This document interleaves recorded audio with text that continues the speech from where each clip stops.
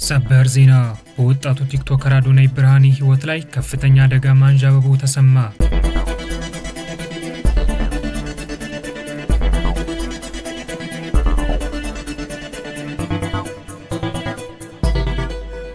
ሰላም ጤና ይስጥልን ውድ ኢንፎርም ኢትዮጵያ ቤተሰቦች እንደምን ቆያችሁ? እነሆ ከታማኝና ውስጥ አዋቂ መረጃ ምንጮቻችን የሰበሰብናቸውና ለዚህ መረጃ ሰዓት የደረሱልን ወቅታዊ ጉዳዮች ይዘንላችሁ ቀርበናል። ውድ ኢንፎርም ኢትዮጵያ ቤተሰቦች ወቅታዊ መረጃዎቻችንን ለመከታተል ያመቻችሁ ዘንድ ዋና ዋና ጉዳዮቹን አስቀድመን እናሳውቃችሁ። ሰበር ዜና በወጣቱ ቲክቶከር አዶናይ ብርሃኔ ህይወት ላይ ከፍተኛ አደጋ ማንዣበቡ ተሰማ። በወጣቱ ቲክቶከር አዶናይ ብርሃኔ ህይወት ላይ አደጋ ያንዣበበበት ምክንያትም ታውቋል። ወጣቱ ቲክቶከር አዶናይ ብርሃኔ ተከታታይ ዛቻና ማስፈራሪያዎች እየደረሱት እንደሆነም ተሰምቷል። አዶናይ በቤተሰቦቹና በቅርብ ጓደኞቹ በኩል ጫና እየተደረገበት እንደሆነም ታውቋል። በተወዳጁ ቲክቶከር አዶናይ ብርሃኔ ህይወት ላይ አደጋ የደቀኑ አካላትን ማንነት በተመለከተ መረጃ መገኘቱም ተሰምቷል። ይህንን ጉዳይ በዝርዝር እንመለከተዋለን። ዘመነ ካሴና ሻለቃ ዝናቡ መፋጠጣቸው ተሰማ። ከዘመነ ካሴና ከሻለቃ ዝናቡ ፍጥጫ ጀርባ ያለው እውነተኛ ምክንያትም ታውቋል። የጎጃም ፋኖዎች ወቅታዊ የትግል እንቅስቃሴን በተመለከተም ዝርዝር መረጃ ተገኝቷል። ይህንንም ጉዳይ በዝርዝር እንመለከተዋለን።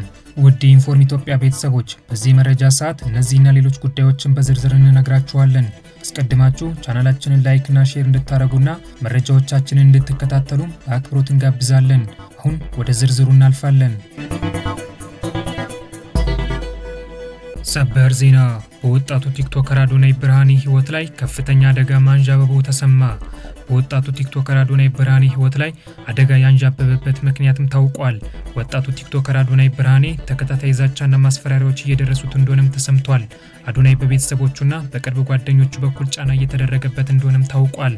በተወዳጁ ቲክቶከር አዶናይ ብርሃኔ ህይወት ላይ አደጋ የደቀኑ አካላትን ማንነት በተመለከተ መረጃ መገኘቱም ተሰምቷል። በወጣቱ ቲክቶከር አዶናይ ብርሃኔ ህይወት ላይ ከፍተኛ አደጋ ማንዣበቡ ተሰማ።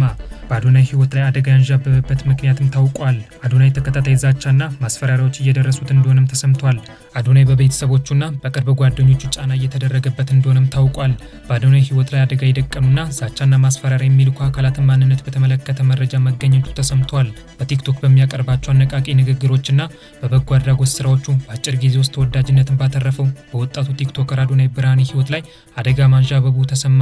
በአዶናይ ብርሃኔ ህይወት ላይ አደጋ ያንዣበበው ከቅርብ ጊዜ ወዲህ የኢትዮጵያን በጎ ገጽታ ለማስተዋወቅ ከሚያደርገው ተከታታይ ጥረት ጋር በተገናኘ እንደሆነም ታውቋል። ከ6 ሚሊዮን በላይ የቲክቶክ ተከታዮችን ያፈራው አዶናይ በራሱ የቲክቶክ ገጽ ላይ የኢትዮጵያን በጎ ገጽታና በአዲስ አበባ እየተሰሩ የሚገኙ የልማት ስራዎችን ከማስተዋወቅ በተጨማሪ በዓለም አቀፍ ደረጃ የሚገኙ የማህበራዊ ሚዲያ ተጽዕኖ ፈጣሪዎች ኢትዮጵያ እንዲጎበኙና የኢትዮጵያን ለውጥ ለዓለም እንዲያሳዩ እያደረገ እንደሚገኝ ታውቋል። ከወራት በፊት ከ100 ሚሊዮን በላይ የዩቲዩብ ተከታዮች ያሉት አሜሪካዊ ዩቲዩበር አይሾስፒድ ኢትዮጵያ እንዲጎበኝ ያስተባበረው አዶናይ ባለፈው ሳምንት ደግሞ እንግሊዛዊውን የማህበራዊ ሚዲያ ተጽዕኖ ፈጣሪ ዴላን ፔጅ ወደ ኢትዮጵያ እንዲመጣ በማድረግ በ100 ሚሊዮን የሚገመቱ ወጣቶች በአዲስ አበባ፣ በሐረር፣ በላሊበላ እየተሰሩ የሚገኙ የኮሪደር ልማት ስራዎች እንዲመለከቱ ማድረጉ ይታወቃል።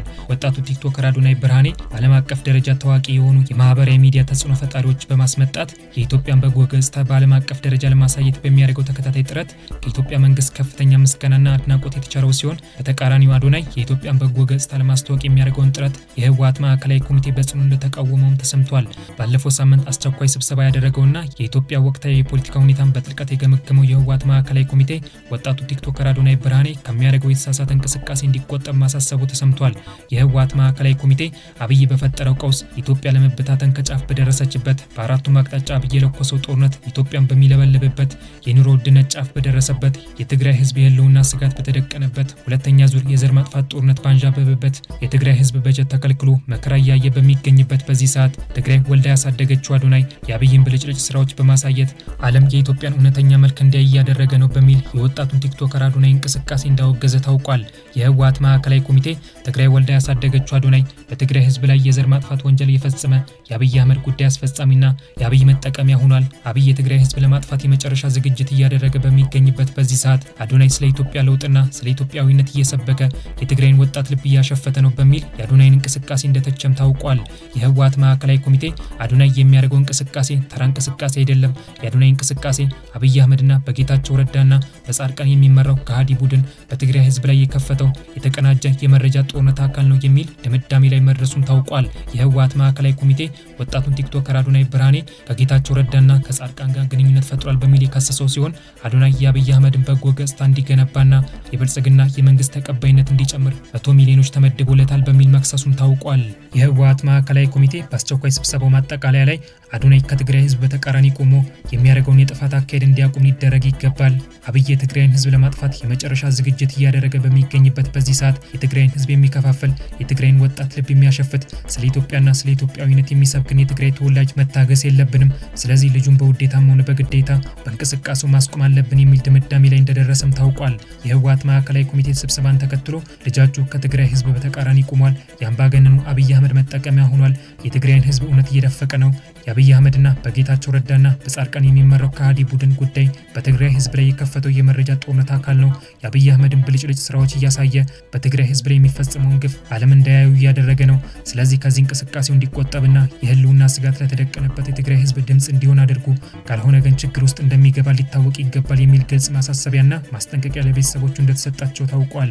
የህወሓት ማዕከላዊ ኮሚቴ ውሳኔን ተከትሎ ወጣቱ ቲክቶከር አዶናይ ብርሃኔ የኢትዮጵያን በጎ ገጽታ ከሚያስተዋውቁ እንቅስቃሴዎች እንዲቆጠብ በቤተሰቦቹና በቅርብ ጓደኞቹ ግፊት እየተደረገበት ሲሆን የህወሓት ማዕከላዊ ኮሚቴ ውሳኔ በታዋቂ የትግራይ ተወላጅ አክቲቪስቶች በኩል እንዲደርሰው እየተደረገ እንደሚገኝም ታውቋል። ባለፈው ሳምንት ከእንግሊዛዊ የማህበራዊ ሚዲያ ተጽዕኖ ፈጣሪ ዴላም ፔጅ ጋር በተለያዩ የኢትዮጵያ አካባቢዎች የተሰሩ የልማት ስራዎችን በሚያስተዋውቁ የአዶናይ ቪዲዮዎች ስር አንተ የትግራይ ጠላት፣ አንተ ከሃዲ፣ አንተ የአብይ አህመድ ተላላኪ፣ ጊዜን ጠብቅ የሚሉ ስድብ አዘል ዛቻና ማስፈራሪያዎች በብዛት የደረሱት ወጣቱ ቲክቶከር አዶናይ ብርሃኔ ምን እንደወሰነ ግን ለጊዜው አልታወቀም። ዘመነ ካሴና ሻለቃ ዝናቡ መፋጠጣቸው ተሰማ። ከዘመነ ካሴና ከሻለቃ ዝናቡ ፍጥጫ ጀርባ ያለው እውነተኛ ምክንያትም ታውቋል። የጎጃም ፋኖዎች ወቅታዊ የትግል እንቅስቃሴን በተመለከተም ዝርዝር መረጃ ተገኝቷል። በአማራ ፋኖ ብሔራዊ ንቅናቄ መሪ ዘመነ ካሴና በንቅናቄው ምክትል ወታደራዊ አዛዥ ሻለቃ ዝናቡ ልንገረው መካከል ውጥረት መፈጠሩ ተሰማ። በዘመነና በሻለቃ ዝናቡ መካከል ውጥረት የተፈጠረው የማርሸት እስርን ተከትሎ እንደሆነም ታውቋል። ከሳምንት በፊት ማርሸት ፀሐይ በሻለቃ ዝናቡ ልንገረው ቀጥተኛ ትዕዛዝ ታግቶ ከፍተኛ ድብደባ የተፈጸመበት ሲሆን ማርሸት ፀሐይ ከደረሰበት ጉዳት አሁንም ድረስ እንዳላገገምም ታውቋል። ሻለቃ ዝናቡ በማርሸት ላይ እርምጃ የተወሰደው በአፈበ መሪ ቀጥተኛ ትዕዛዝ ነው ብሎ ጉዳዩን ከዘመነ ካሴ ጋር ቢያገናኘውም ዘመነ ካሴ በማርሸት ላይ ስለተፈጸመው ድብደባ የሚያውቀው ነገር እንደሌለ ተናግሯል። የማርሸት እገታን ተከትሎ በዘመነ ካሴና በዝናቡ ልንገረው መካከል የተጀመረው ፍጥጫ ባለፉት ቀናት ተባብሶ የቀጠለ ሲሆን ሻለቃ ዝናቡ የራሱን ደጋፊ አሰባስቦ ዘመነ ካሴ መምራት ካልቻለ ይልቀቅ የሚል እንቅስቃሴ እንደጀመረም ታውቋል። ዘመነ ካሴና ሻለቃ ዝናቡ በሚገፋፉበት በዚህ ሰዓት በተለያየ የጎጃም አካባቢዎች የሚንቀሳቀሱ የአማራ ፋኖ ብሔራዊ ንቅናቄ ታጣቂዎች መበተን መጀመሩ ተሰምቷል። ከተወሰኑ የገጠር ቀበሌዎች ውጪ አብዛኛው የጎጃም የወረዳ ከተማዎች በመንግስት ቁጥጥር ስር እንደሚገኝም ተረጋግጧል።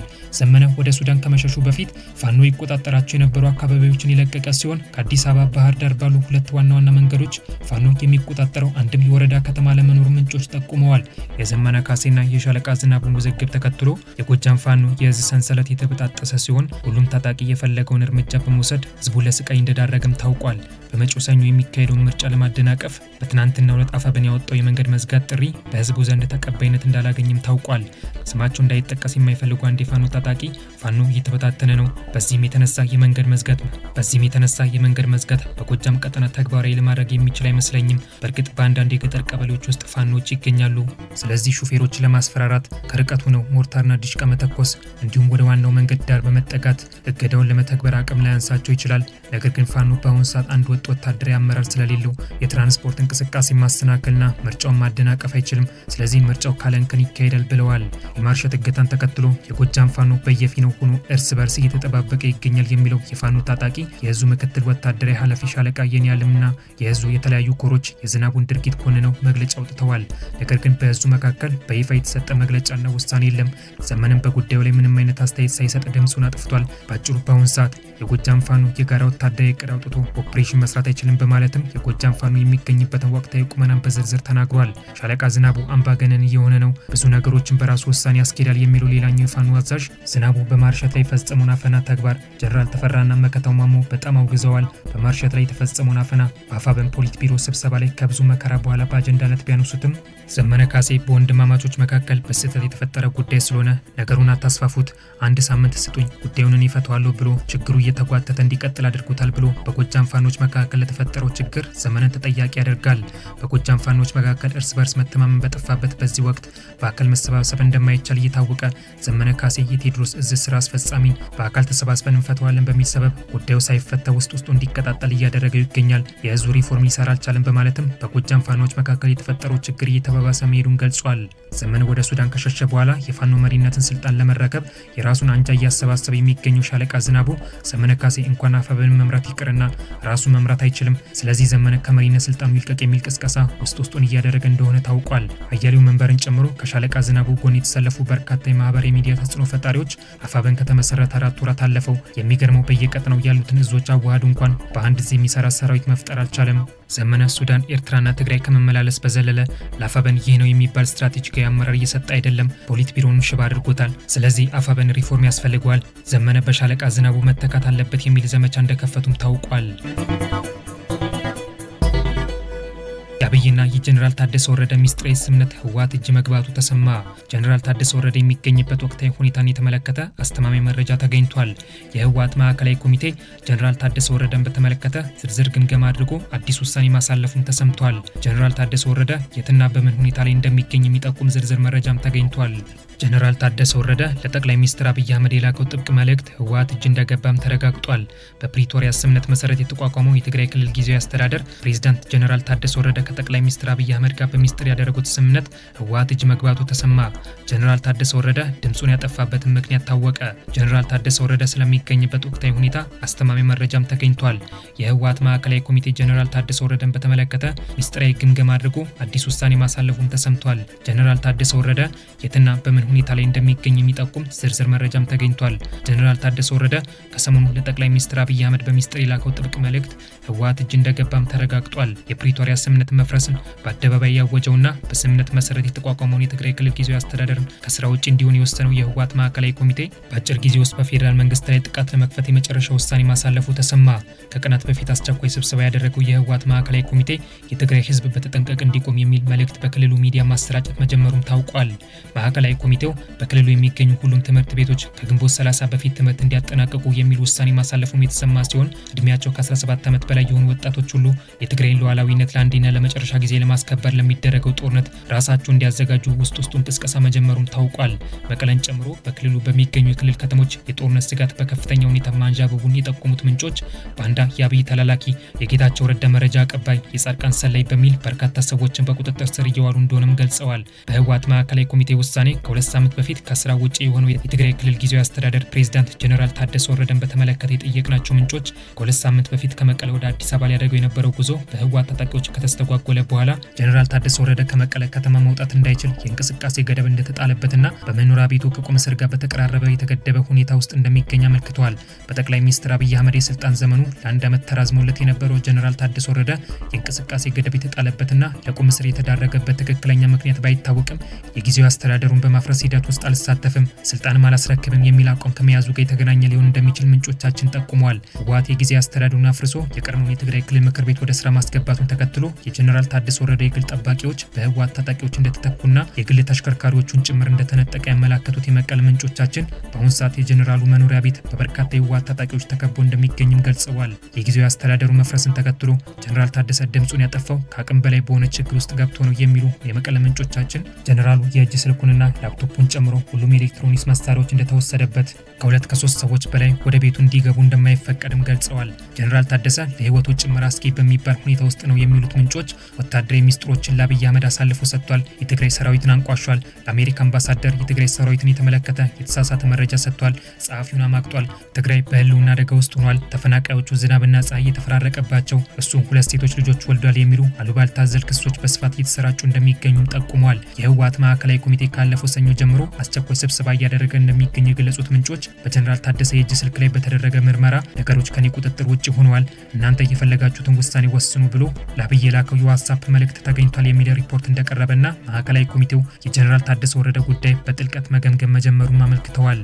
የህወሓት ማዕከላዊ ኮሚቴ ጀነራል ታደሰ ወረደም በባንዳነት እንዳይፈረጀው የሚል ስጋት መኖሩን የጠቆሙት የመቀለ ምንጮቻችን የህወሓት ማዕከላዊ ኮሚቴ የጀነራል ታደሰ ወረደን ጉዳይ በትግራይ ሰራዊት ወታደራዊ ፍርድ ቤት እንዲታይ የሚል ውሳኔ ያሳልፏል የሚል ያልተረጋገጠ መረጃ እየተናፈሰ እንደሚገኝም ገልጸውልናል።